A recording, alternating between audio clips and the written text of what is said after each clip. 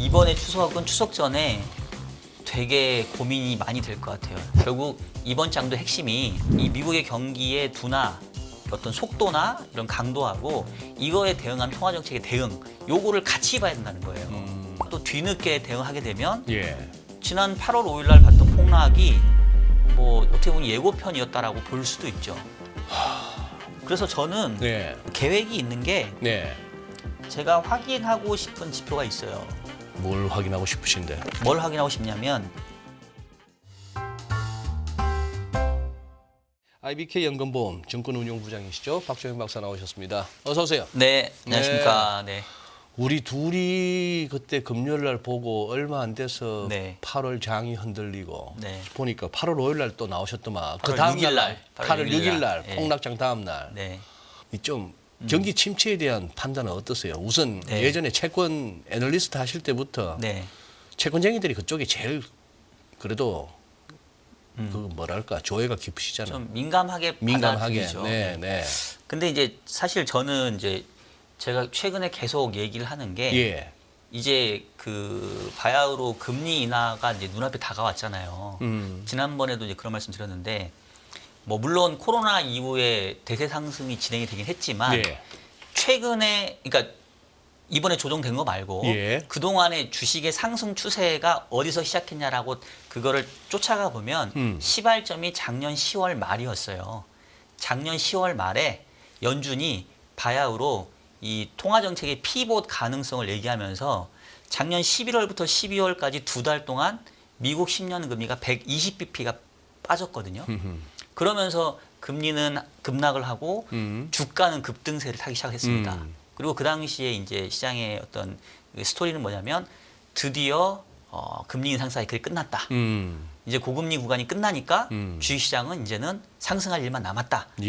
왜냐하면 그 이전에 8, 9, 13개월 동안 금리가 상승하면서 주가가 떨어지는 구간이었거든요. 그리고 그때 기억해 보시면 이제 제이미 다이먼이 뭐 미국채 10년 8% 간다. 제가 그때 얘기했던 게 제이미 다이먼 저는 휴먼 인디케이터로 본다고 했다가 저희 그 구독자께서 뭐라고 하시더라고요. 제이미 다이먼을 감히. 근데 어쨌든 지금 지나놓고 보니까 말도 안 되는 얘기였잖아요. 지금 보려고 보면. 그러니까 어쨌든 작년 10월 말까지만 하더라도 미국 금리가 막 5% 찍고 이래서 주식시장을 조금 짓누르다가 이제 피봇이 나오고 금리 인하에 대한 기대가 생겼던 게 10월 말부터 시작이 돼서 그때부터 사실은 미국 주가는 쭉 달려버린 거거든요. 그러면 이제 왜 저는 이 시점이 중요하다고 보냐면 그렇게 기대를 가지고 이미 작년 10월 말부터 금리 인하에 대한 기대를 가지고 주가가 올라왔잖아요. 근데 이제 어느덧 금리 인하가 눈앞에 왔잖아요. 눈앞에 왔어요. 근데 주가가 크게 흔들리네. 이 무슨 또 이게 무슨 의미가 있다는 거죠. 그래서 이제 제가 이 시장을 지금 현재 파악하고 있는 거 뭐냐면 결국은 이제 금리가 인하된다는 얘기는 다른 모든 조건이 일정하다면 자산 시장에는 좋은 거죠. 그죠? 뭐 유동성도 풀리고 뭐 조달 금리도 낮아지고 그렇죠. 그다음에 뭐 기업의 이익을 할인하는 할인율도 낮아지고 하니까 일단은 그 금리가 낮아진다라는 거는 주식시장뿐만 아니라 전 자산 시장에는 긍정적인 효과를 냅니다. 맞아요. 자, 그런데 중요한 거는 금리 하락을 하는 이유가 있을 거 아니에요. 결국은 경기가 둔화되니까 금리를 인하해 줄 텐데 그럼 이제 여기서 중요한 건 뭐냐면 경기가 둔화되는 속도랑 금리가 인하되는 속도랑 저는 그 두 가지가 상당히 중요하다고 이제 보는 거죠. 지난번에도 그런 말씀을 하셨던 것 같아요. 그래서 이제 좋은 금리 인하와 나쁜 금리 인하를 제가 자꾸 얘기를 하면서 금리 인하가 자산 시장에는 좋긴 하지만 제가 장표를 하나 좀 가져오고 보면서 말씀드릴까요?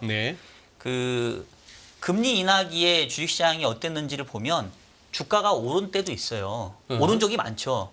근데 공교롭게도 제가 이제 여기 영역으로 표시한으로 보면은 이제 미국의 금리 인하가 진행되는 때인데 보시면 주가가 부러지는 장, 그다음에 경기가 침체되는 그 시기는 또 항상 금리 인하기에만 옵니다. 겹치겠죠. 겹치죠. 그렇죠. 그래서 결국은 금리 인하라는 게 다 좋은 게 아니다. 좋은 금리 인하 국면과 나쁜 금리 인하 국면을 이제 구분을 해야 되는데 제가 그 생각한 기준은 결국은 금리 인하의 배경이 경기 둔화인데 경기 둔화를 충분히 상쇄할 정도로 빠르게 금리를 인하해주면 경기가 둔화가 돼도 이거는 자산시장에 계속해서 긍정적인 요인이다. 즉 좋은 금리나 국면에 있는 거다.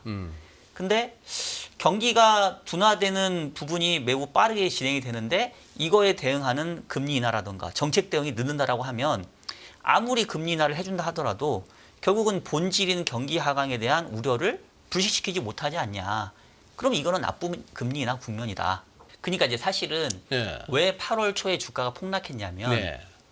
7월 31일 날 FOMC 회의가 있었잖아요. 그래요. 그때 이제 파월 의장이 무슨 얘기냐면 우리는 이제 듀얼 맨데이트를 보겠다. 네. 그동안 물가 안정에만 포커싱 했었는데 물가만 봤는데 이제는 고용시장도 같이 보겠다라고 했었단 말이에요. 네. 그래서 시장도 그래 이제 정말 피봇이 이루어지는구나라고 이제 안도는 했는데 그 다음 날 나온 ISM 지표와 그 다음 날 나온 실업률이 예상치를 훨씬 밑돌아 버리니까 시장에서 생각은 뭐야 이번에도 또 놓친 거야? 이번에도 또 늦은 거야? 지난번에 그 인플레이션 잡을 때도 금리 인상 시기 놓쳐가지고 바바박 금리 인상 했던 거 기억나시죠? 바바박. 예. 예. 이번에도 또 결국은 놓쳤네. 예. 그러니까 제가 지금 설명드렸던 좋은 금리 인하와 나쁜 금리 인하의 국면이 있는데 이거 금리 인하 시작하기도 전에 네. 벌써 나쁜 금리 인하의 컨셉으로 가버린 거예요. 어허. 8월 초의 분위기는. 분위기가. 예. 그래서 7월 30일 날 FOMC 때 아니 이렇게 지표가 그 다음 날 안 좋을 걸 알았으면 7월에 금리를 인하했었어야 되는데 왜 안 해줬냐. 알았을 텐데 그때쯤이야. 그러니까 저도 그게 사실은 알았는지 몰랐는지 모르겠지만 그러니까 이제 시장의 공포감이 더 컸던 것 같아요. 그래서 이제 결국 8월 1일, 2일 특히 금요일장이 싸게 끝났고 그 다음에 이제 8월 5일 날 뭐 예. 아시아장에서 이제 폭락을 예. 맞이한 거죠. 예. 그래서 저는 이제 결국 이번 장도 핵심이 지금 이제 소장님께서 미국 경기에 대한 얘기를 물어보셨는데 저는 단순히 미국 경기 방향만 당일 변수로 보면 안 된다. 이 미국의 경기의 둔화, 어떤 속도나 이런 강도하고 이거에 대응한 통화정책의 대응, 요거를 같이 봐야 된다는 거예요.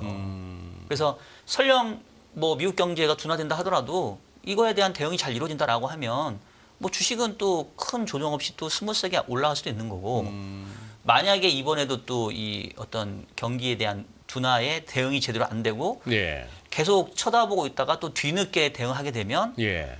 지난 8월 5일 날 봤던 폭락이 뭐 어떻게 보면 예고편이었다라고 볼 수도 있죠.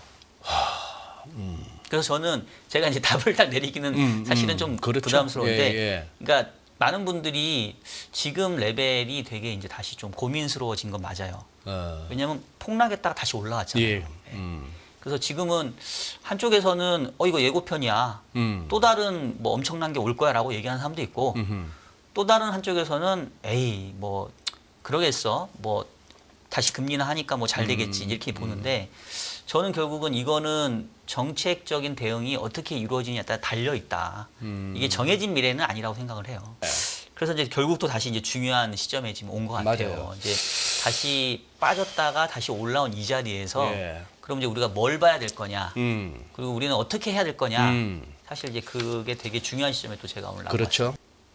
미국의 연방기준금리 상단이 5.5고 우리가 3.5 아닙니까 기준금리가. 네네. 2%포인트 200bp. 여기서 어쨌거나 연준이 지금 분위기로 봐서는 9월에는 이제 내릴 것 같은데 네. 내리기 시작하면은 우리도 따라 내린다고 볼 수 있죠. 그것도 힘든가? 그게 이제 옛날 구조였던 것 같아요. 옛날 구조였다. 그러니까 부동산과 가계부채가 문제되기 전에는 그게 가능했어요. 왜냐하면 이제 결국은 국내 통화 정책을 결정하는 고려 변수 중에 하나가 미국 금리고 그게 결국은 이제 외환 시장과 연관이 돼 있잖아요. 그리고 지난번 금통위에서도 한국은행 총재가 금리나 시기를 고려하겠다. 아예 명시적으로 통방문에 적었는데 대신 외환 시장과 뭐 수도권 주택 가격, 뭐 가계부채 보겠다라고 친절하게 설명까지 해줬단 말이에요. 네. 근데 최근에 환율은 보게 되면 어쨌든 뭐 하향 안정화되고 지금 하락하고 있잖아요. 그리고 뭐 미국이 금리 인하를 이제 해주는 게 눈에 오니까 뭐 소장님 저보다 이제 외환 시장 더 잘 아시겠습니다만은 어쨌든 막 원달러 환율이 1,400원 뭐 이렇게 가는 그런 국면이 아니잖아요. 이제는. 그래서 그거는 저는 고려 변수가 아닌 것 같고 그래서 미국이 금리 인하를 하든 안 하든 우리가 자체적으로 할 수 있는 여건은 된 것 같은데 하필이면 국내적으로 봤었을 때 이 가계부채와 부동산 시장이 요동치다 보니까 이제는 미국의 눈치를 보느라 금리 인하를 못하는 게 아니라 그거는 이제 안 봐도 되는 상황이 돼버렸는데 네. 국내 내부적인 상황 때문에 금리 인하를 하기가 상당히 조금 어려워지는 좀 뭔가 계속 고민하게 만드는 이제 그런 상황이 됐다라고 보는 거죠. 가계대출 얘기는 많이 나오는데 지금 네. 혹시 우리 박 박사님 뭐 자료 가져오신 게 있어요? 지금 가계대출 어느 정도예요? 네, 일단 가계대출 관련해서 그 자료 하나 제가 좀 보여드리면 예. 지금 이게 이제 그 올해 가계대출 늘어난 규모를 지금 보여주고 있는데 지금 이제 비교를 해볼게요. 지금 2024년 올해 7월 달에 보게 되면은 5조 6천억이고 그 다음에 7개월 동안 32조가 늘었죠, 그죠? 올해 주택담보대출만 예, 금년 들어서 금년 들어서 32조 예, 32.1, 32조 1천억. 이게 그런데 늘었죠. 7월에만 5조 6천억. 예. 아. 근데 5월, 6월, 7월 지금 다 많아요. 근데 네. 이제 이거를 작년 상반기와 재작년 상반기에 비교해 보면 확 차이가 나는 게 네. 작년은 7월까지 22조였었습니다. 그러네. 예. 그 이전에는 2022년도에는 12조였어요. 아이고. 근데 지금 올해는 현재까지 32조면 2022년 대비 거의 3배 가까운 수준이잖아요. 그러네요. 그러니까 사실은 가계대출 특히 그 중에서도 주택담보대출의 증가 속도가 예. 올해 무지무지하게 빠른 거는 사실입니다. 사실이다. 예. 그다음에 이제 이게 연결되어 있는 게 바로 이 아파트 가격, 주택 가격이죠. 네. 이게 보면은 이제 빨간색으로 표현한 게 서울 지역의 아파트 가격 주간 상승률인데 예. 지금 보시면 이거 바짝 섰잖아요. 그러네요. 예.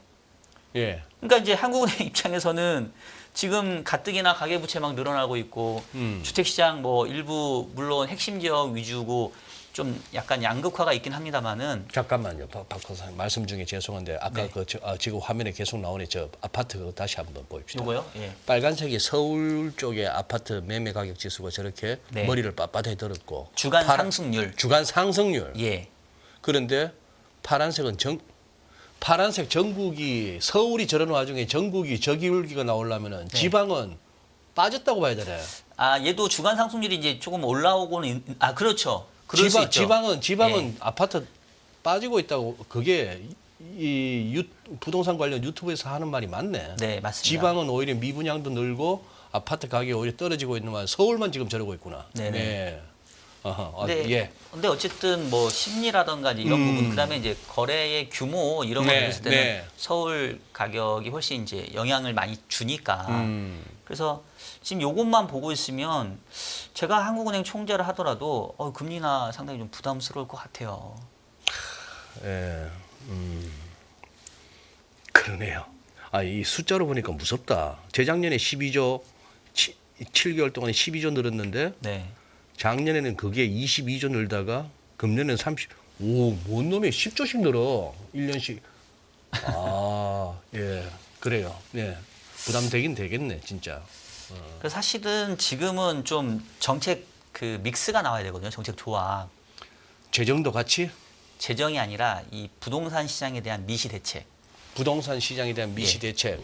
그러니까 이제 저는 제가 오늘 계속 말씀드린 톤은 뭐냐면 미국이건 한국이건 경기가 사이클상 이제는 좀 둔화 국면으로 좀 가고 있는 것 같아요. 제가 예. 봤을 때는. 예. 근데 이게 경기가 둔화될 때 경기 둔화되면 우리가 좀 경기 부양책 쓰면 되지.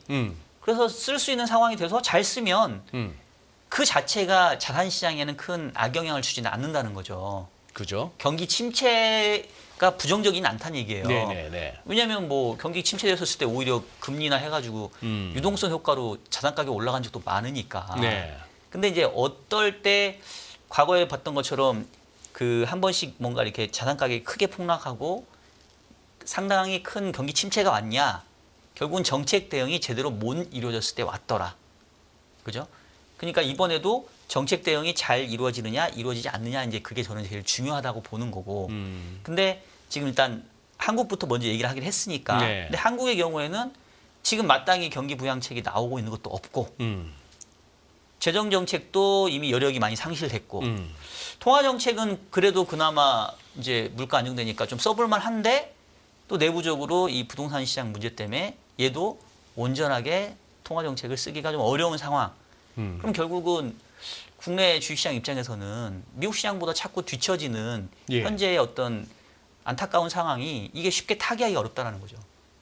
그래서 이걸 타개하려면 통화정책이 경기만 보고 정책을 펴야 되는데 이게 통화정책의 수단은 하나인데 지금 통화정책 가지고 잡아야 될 물고기가 몇 명이에요 지금. 성장률도 잡아야 되고 물가도 잡아야 되고 예. 자금 이동 부분도 잡아야 되고 예. 거기다가 부동산까지 잡아야 되고 가계부채 잡아야 되고 예. 그러니까 이게 쉽지가 않은 거죠. 그럼 결국은 뭐냐면 나머지 부분들은 정책으로 해주든 규제로 해주든 이렇게 뭔가 짐을 나눠 가져줘야 한국은행이 경기만 보고 또는 물가만 보고 통화정책 펼 수 있는데 지금 뭐 오만 잡것들이 다 한꺼번에 머릿속에 있으니까 이게 쉽지 않다는 거죠. 그래요. BOJ는 어떻게 보셨어요? 야, 참 희한하네. 달러엔 네. 그냥 원이 채버렸네. 그 BOJ 그거 우에다 총재 발언 나오니까 네. 결국 출렁해가지고 한 원빅 가까이 달러엔이 다시 145.30, 20 뭐 이까지 냈는데 그냥 그 BOJ 그 뉴스 나올 무렵까지 다 그냥 원이 채버렸네요. 니케이도 확실히 요즘 보면은 네. 달러엔하고 니케이는 같이 붙어 다녀. 그렇죠, 달러엔이 밑으로 흐르는 엔화 강세일 때는 니케이 밀리다가 네. 다시 또 달러엔 올라가니까 니케이도 올라오고 하긴 했는데 한마디로 그거 아닙니까? 우리 뭐 7월 31일 날 금리 인상 할 만해서 했다 이거 아니에요? 그렇죠. 그리고 우리 핑계 대지 말아라고 저는 들리던데.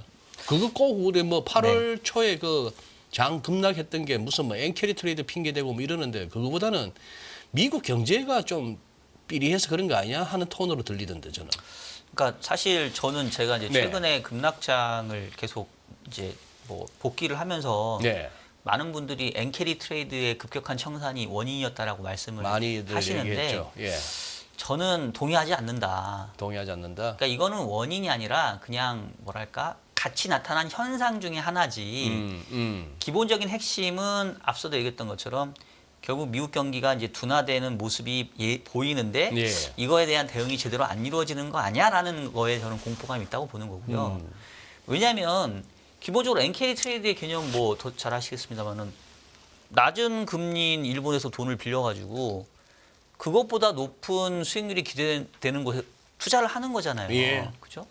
그러면 여기서 중요한 변수는 뭐냐면 물론 내가 조달하는 금리, 조달하는 통화의 가치도 중요하지만 그보다 더 중요한 거는 내가 투자하는 투자 대상이에요. 거기서 일단 남겨야죠. 그렇죠. 어. 그러니까 내가 아무리 여기서 싸게 빌리는 조달을 많이 거예요. 그러니까 싸게 빌리든 남는 게 있어야 투자를 하는 거고 내가 아무리 비싸게 빌려도 뭔가 먹을 게 기대할 수 있으면 계속 투자하죠. 그렇죠. 네. 근데 싸게는 빌려서 그동안 재미를 봤는데 재미는 봤는데. 이제 좀 뭔가 꺾이는 것 같은데 이제 뭔가 조금 이제 시장이 좀 돌아가는 것 같은데 라는 모습이 보이니까 당연히 일정 부분 이제 포지션이 좀 청산이 된 것 같고 그게 이제 아까 표현하셨던 것처럼 영화관에 사람들 보다가 한꺼번에 튀어나가다 보니까 예. 그랬던 것 같고 예. 또 한 가지 덧붙이자면 이제 옛날에는 그게 이제 사람이 했는데 그게 사람이 아니라 이제 기계여가지고 기계가 하니까. 아무 이제 그 감정도 없고 아픔도 없고 뭐 팔아나 뭐 어떻게 돼도 그냥 내 몸뚱이 나오는 게 중요해 이러면서 이제 나오니까 이제 그런 일이 벌어진 것 같은데 그래서 결국은 엔캐리 트레이드 청산이라는 게 주가의 하락폭을 키웠던 요인이면은 틀림이 없으나 본질은 아니다. 핵심은 결국은 이 미국 경제의 둔화 이에 따른 자산시장의 어떤 뭔가 고점 징후 저는 이제 이거였다고 보고요. 그래서 오늘 우에다 총재가 얘기한 게 저는 맞다고 봐요. 왜냐하면 일본 경제 자체만 놓고 보면 지금 기준금리가 지난번에 0.1에서 0.25%로 올랐잖아요. 지금도 낮죠. 왜냐하면 지금 최근에 제가 데이터 찾아보니까 일본 그 물가 상승률이 뭐 일본 물가 지표가 여러 개가 있더라고요. 맞아요. 보니까 네. 뭐 코어 CPI 기준으로는 2.7%고 또 뭐 BOJ의 근원 CPI라는 게 또 있나 봐요. 이거는 또 2.1이에요. 그러니까 어쨌든 뭐 근원 CPI가 공이 다 2% 이상이란 말이에요. 거기다가 뭐더라? 저 뭘 제외한 거지? 코아 중에 진짜 지표가 많더만요. 뭐 하나는 보니까 MOM으로 전월비 0.47도 있더만. 네, 네. 그거는 높은 거잖아. 그러니까요. 예. 물가가 2%인데 네. 기준금리 0.25라는 얘기는 말 그대로 실질 금리는 지금도 계속 마이너스니까 얘네 입장에서는 금리를 좀 높여주는 게 글쎄. 당연한 수순이에요. 예. 예. 근데 그렇게 했더니만 막 갑자기 금융시장이 아수라장 돼가지고 쟤 때문이야 그래서 예. 자꾸 뭐. 그럼 이제 억울하죠. 어. 아니 내가 뭐 고작 15bp 올렸을 뿐인데 그리고 뭐 옛날에 이것보다 미국하고 금리 차를 본다고 한다면 이것보다 훨씬 적었을 때도 엔캐리 트레이드 실컷 해놨는데 이게 우리의 잘못이냐. 아까 했던 것처럼 결국은 이제 원인은 다른 데 있는데 이제 이게 증폭시킨 거는 있는 것 같고 그래서 그 우에다 총재는 결국은 그거죠. 여건 봐서 금리 인상의 여건이 또 되면 하겠다. 그리고 경기 여건만 보면 하는 게 맞고 그래서 저는 이제 할 말은 한 것 같은데 근데 이제 어쨌든 간에 이번에 이제 엔캐리 트레이드 청산에 대한 그 어떤 파괴력을 봤잖아요. 그러면 맞아요. 살짝 맛은 맛을 봤죠. 봤죠. 그러면 최근에 뭐 미국도 그렇고 뭐 글로벌 증시가 회복한 이유가 결국은 야 이거 미국 경제 침체로 가는 거 아니야? 경착륙 아니야?라고 우려했다가 그 뒤에 발표되는 최근 지표를 보니까 뭐 괜찮게 나오고 하니 야 경착륙까지는 아닌가 보네. 이러면서 다시 지금 되돌린 거란 말이에요. 근데 만약에 다시 또 경착륙 맞네. 경기가 둔화되는 거 맞긴 맞잖아. 그러면 지난번 8월 5일 날에 예고편을 봤기 때문에 사람들의 공포감은 더 심해질 수 있죠. 그러면 이제 또 다시 뭔가 시장의 변동성이 커지고 또 다시 그게 엔캐리 트레이드의 청산을 자극해서 원래는 한 요만큼 빠져야 될 거를 또 이렇게 쓸데없이 크게 빠지게 만들 위험이 지금 도사리고 있는 거죠. 그러니까 그걸 우리가 이제 알았다는 게 또 더 공포스러운 거고. 여기서 저기 JGB 일본 국채는 특별하게 안 움직였나요? 금리는 사실 크게 예, 변화는 없었어요. 그리고 어쨌든 이제 글로벌 금리가 좀 낮아지는 부분이 있으니까 얘도 조금 하락은 했는데 그 어쨌든 간에 이제 기준금리를 올렸기 때문에 전체적인 레벨은 조금씩 올라는 가고 있고 채권 시장에서는 큰 차이는 없었어요. 그러면 이렇게도 얘기를 할 수 있잖아요. 뭐 일각에서는 이번에 우에다 총재가 의회에서 나와가지고 뭐 지난번 통화정책 회의가 우리가 뭐 BOJ가 다소 성급했다라든지 뭐 이런 식으로 좀 얘기를 일종의 반성문 비슷하게 써줄라나고까지 기대하신 분들도 없잖아 있더라고요. 그런데 보니 네. 제가 봐서는 우리는 그냥 우리 할 일 한다. 네. 마이웨이를 외친 거고. 네. 그러면 지금은 이제 0.25까지 왔는데 이게 0.5가 됐건 0.75가 됐건 저 오늘 또 우에다 총재 발언 중에 이 이벤츄얼리 궁극적으로 이게 네. 일본의 통화정책 금리가 어디까지 갈지는 굉장히 불확실하다는 말이 좀 저는 겁나더라고. 그런 상황인데 그럼 얘는 방향은 정해졌어 이제. 네. 언제 얼마 어떤 속도로 갈지는 모르겠으나 일본은 올리겠다. 네. 그러면 이제 파월 의장이 좀 약간 머리가 복잡해질 것 같은데. 뭐 특별히 뭐 그럴 것도 없나? 근데 사실 뭐 이번에도 느꼈지만 네. 미국이 뭔 일이 있었나요? 그러네. 예. 뭔 일 있었나? 아니 뭐 미국 주가가 나스닥이 딱 고점 대비 한 10% 빠지긴 했어요. 그따가 지금 다 회복 거의 했으니까. 그리고 뭐 나스닥 10% 빠진 거는 그동안의 추세 상승장에서 뭐 여러 차례 있었던 거기 때문에 제가 봤을 때는 그거는 그렇게 크게 공포감이 있었던 것 같지도 않고 뭐 결국은 늘 그렇듯이 미국의 통화 정책의 사이클이 바뀔 때 한 번씩 사단이 나요. 그러니까. 특히나 미국의 금리가 인상 사이클이었다가 인하 사이클로 바뀔 때 가만히 보시면 뭐 대부분의 금융위기가 항상 그때 발생을 합니다. 예. 근데 2008년도 금융위기 때만 미국 내에서 발생을 했고 대부분의 위기는 미국 내에서 발생한 적이 별로 없죠. 다른 나라에서 발생해서 이제 심하면 이제 미국에 전이되는 형태였죠. 하물며 97년도 아시아 외환위기 때 미국 경제는 전혀 타격이 없었거든요. 그랬죠. 뭐 전혀는 아니겠지만 큰 타격이 없었단 말이에요. 그래서 제가 봤을 때는 뭐 파월 의장이 이번 뭐 급락장에 대해서 그렇게 크게 엄청나게 뭐 고민을 했을 것 같지는 않고 근데 이제 그건 있을 수 있겠죠. 어쨌든 간에 최근에 달러 인덱스로 보면 말씀 나온 김에 달러 인덱스를 한번 좀 볼까요? 그러시죠. 지금 이게 달러엔이고 이게 달러 인덱스인데 지금 달러 인덱스도 어느새 106 갔던 게 지금 101까지 내려왔어요. 그리고 달러에는 162가 고점이었네. 162가 이제 140으로 왔으니까 그 얘기는 단기간에 또 달러화가 약해진 거잖아요. 그러면 지금 사실은 연준 입장에서는 그럼 7월에 금리 인하해주면 되고 9월에 뭐 7월에 못했으면 9월에 뭐 50bp 시원하게 해주면 되잖아요. 근데 왜 안 하겠냐는 거죠. 왜 안 하고 여전히 계속 저울질을 하겠냐.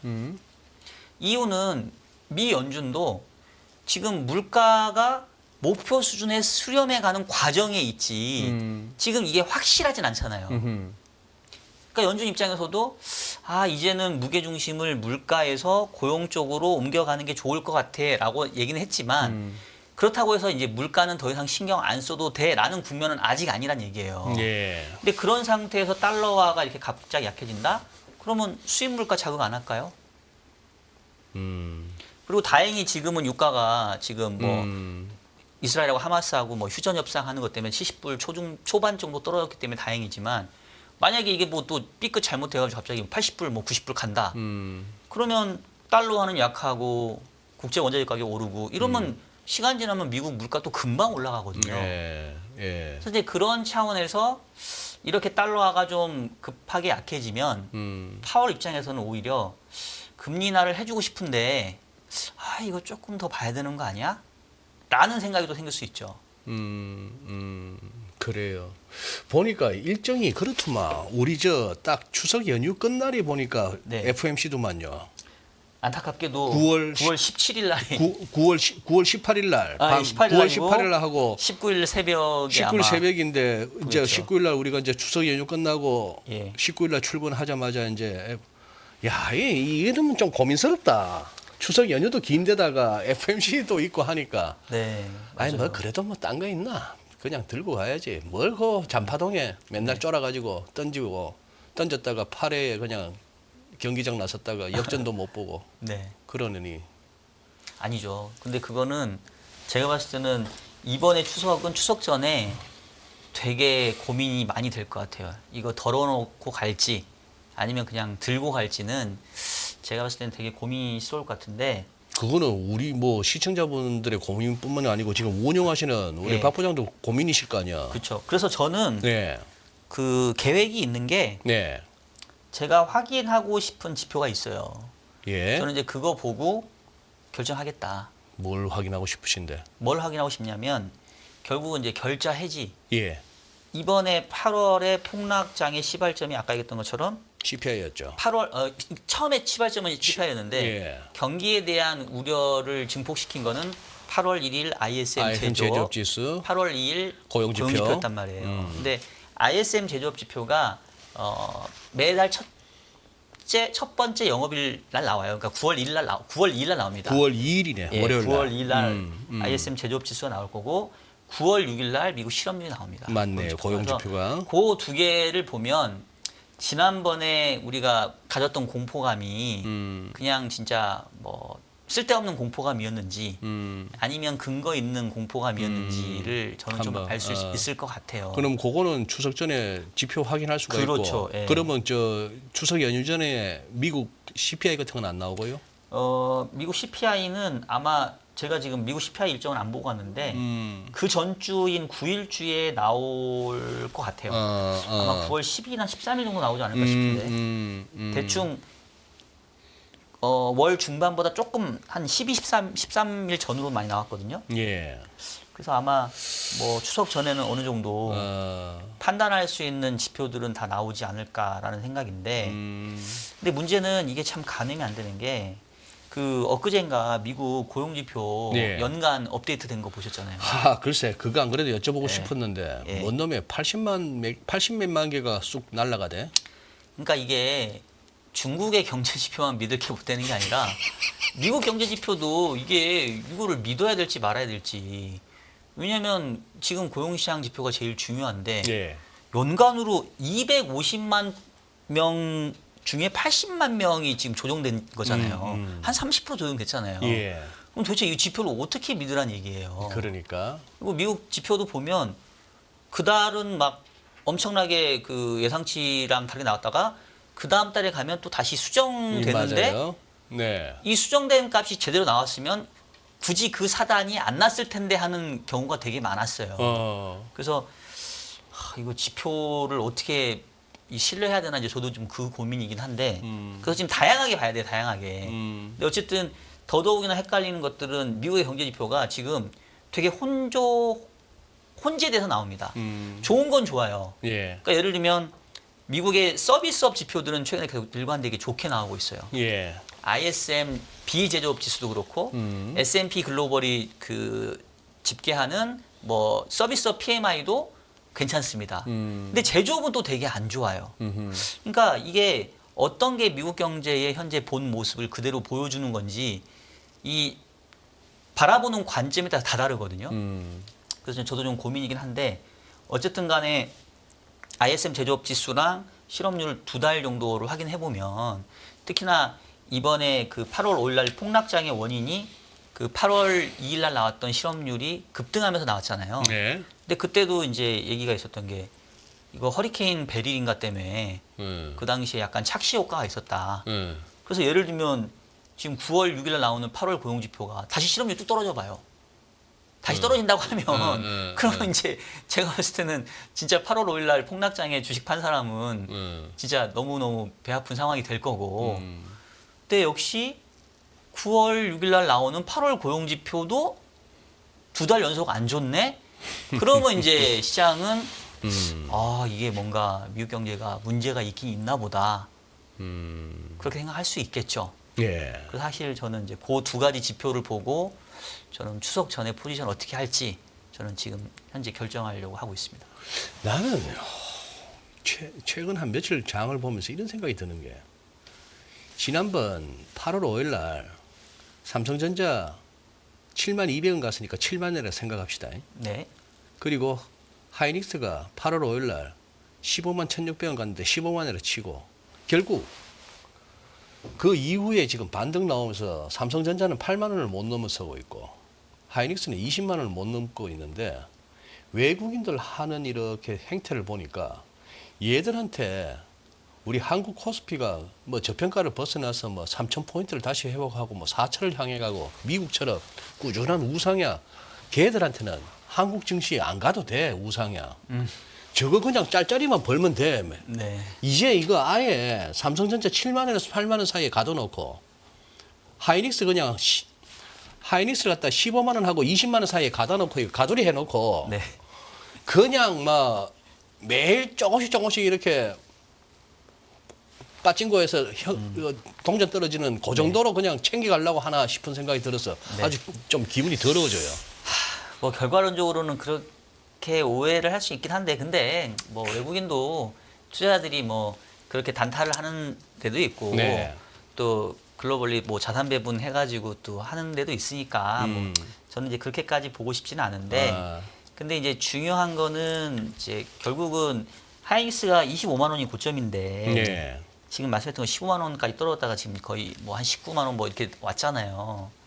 그러면 어쨌든 지금 업황으로 보게 되면은 반도체가 턴어라운드 해가지고 지금 반도체 부문에서 지금 돈 엄청 벌고 있고 그다음에 엔비디아는 저렇게 고점 부분에서 지금 짱짱이 있는데 거기에 지금 독점 납품하는 SK 하이닉스도 그렇고 9월 달에 이제 퀄테스트 통과해가지고 이제 HBM3인가 납품하겠다는 삼성전자가 엔비디아는 저렇게 짱짱한데 우리만 이렇게 바보로 있는 게 이게 말이 되냐. 그런 거에 대한 좀 안타까움은 저도 있는데 결국 이게 이제 아까 얘기했던 것처럼 국내 경기적으로 봤었을 때 조금 내수 부양에 대한 정책이 마땅치 않는 거. 그다음에 이게 결국은 뭐 외국인이 물론 지금 현재 주시장의 주가를 거의 좌지우지하지만 좀 받쳐주는 수급이 있어야 될 거 아니에요. 그러니까 결국은 외국인이 팔 때는 누가 받아줄 애가 없으니까 더 많이 팔리는 거고 더 많이 주가가 떨어지는 거고 살 때는 뭐 사긴 사는데 외국인이 뭐 비싸게 후려쳐가면서 안 올리면서 살 거 아닙니까? 그래서 이제 결국은 이제 반등폭은 좀 미미한 거 아니냐라는 생각이 들고 뭐 여기서 다시 단기 박스권 상단이니까 여기서 팔지는 저는 뭐 가격대를 정해놓은 것 같지는 않고요. 일단 결국은 다음 주에 나오는 엔비디아 실적이 중요하겠고, 그다음에 이제 결국 제가 얘기했던 것처럼 이번에 이제 미국 경기가 정말로 어느 정도 둔화세인 거냐. 미국의 경제 지표만 봐서는 이 저명한 이코노미스트도 판단하기가 쉽지가 않은 것 같아요. 아까 했던 것처럼 어느 지표를 보면 여전히 좋고 어느 지표를 보면 너무 안 좋고. 그러니까 네. 이게 조금 이렇게 이 실체가 드러나는 데까지는 조금의 이제 시차가 있으니까 이제 그 부분이 좀 불확실한 것 같고, 이제 그보다 더 중요한 게 정책 대응인데, 그 부분은 이제 오늘 파월 의장의 입과 9월 FOMC에서 이제 어떤 스탠스를 보이냐에 달려 있겠죠. 네. 야, 우리 코스피 거래량 막대기는 참 처참하네. 와.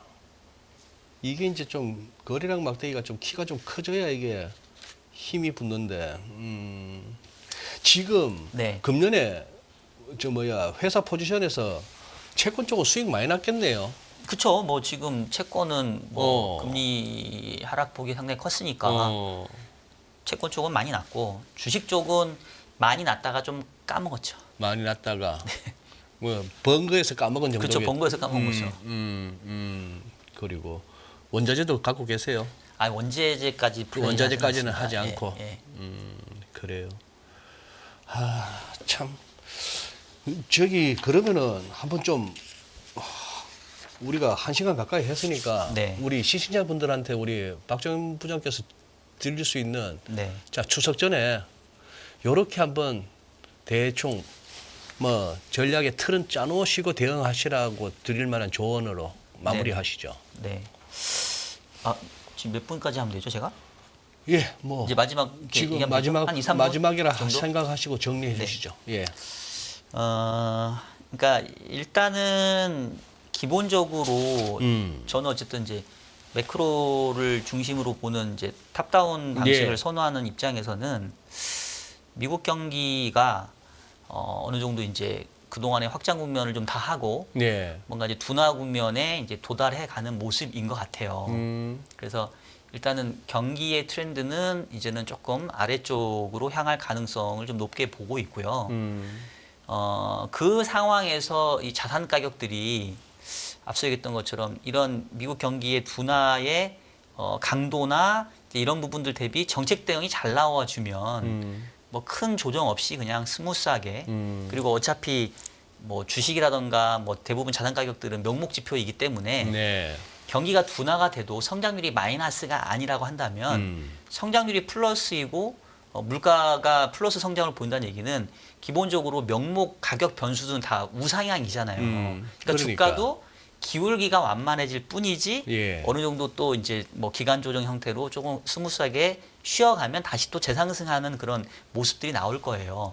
정책 대응이 잘 된다고 한다면. 근데 이제 문제는 과거의 경험상 보면 이 경기 사이클이 이렇게 꺾일 때, 또 통화 정책 사이클이 이렇게 변환을 할 때 한 열에 한 8, 9번 정도는 이게 타임리하게 적기에 이렇게 정책 대응이 이루어진 적이 별로 없었던 것 같아요.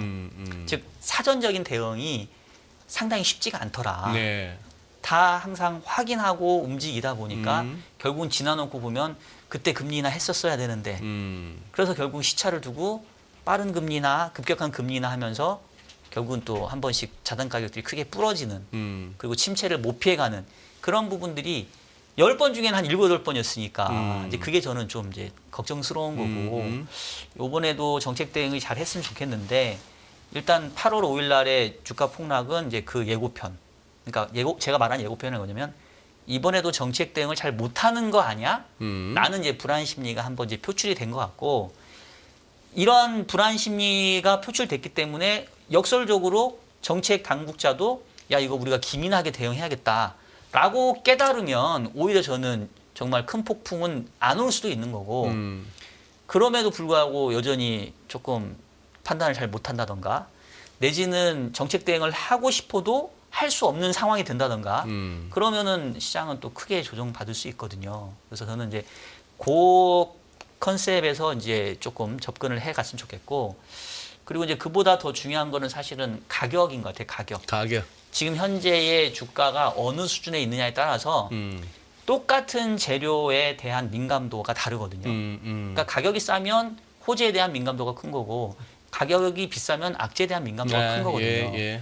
근데 지금 현재 주가는 제가 8월 5일이나 8월 6일 날이었으면 반대 얘기를 했겠죠.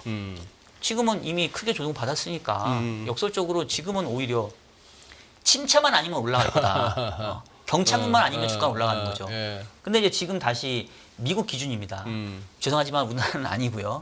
미국 기준으로 이미 다시 또 고점 부근에 거의 회복을 했잖아요. 그러면 지금은 다시 또 이 경기 지표에 대해서 악재에 대한 민감도가 다시 좀 높아진 영역으로 저는 왔다고 생각을 해요. 그래서 그 두 가지를 잘 조합을 해서 좀 대응을 하셨으면 좋겠고, 저는 일단 가격 지표가 좀 비싼 영역이 왔기 때문에 아까 얘기했던 것처럼 9월 초에 발표되는 ISM 제조업 실업률을 볼 건데 네. 지금 가격대가 비싸 있기 때문에 이게 아주 좋게 나오지 않으면 조금은 부담스러운 재료로 작용할 가능성이 크다라고 봅니다. 그래서 그래요? 그런 그 가격에 대한 기준, 또 이번 시장에 대한 어떤 그 기본적인 경기 침체와 금리 인하의 속도 비교하는 그런 프레임으로 한번 시장을 좀 접근하시면 좋지 않을까 싶습니다. 고맙습니다. 예, 아유, 감사합니다.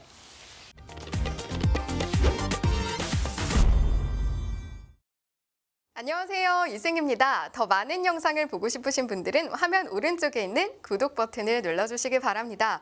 그리고 영상을 보시면서 좋아요는 필수인 거 아시죠? 항상 인포맥스 라이브를 사랑해 주셔서 감사합니다.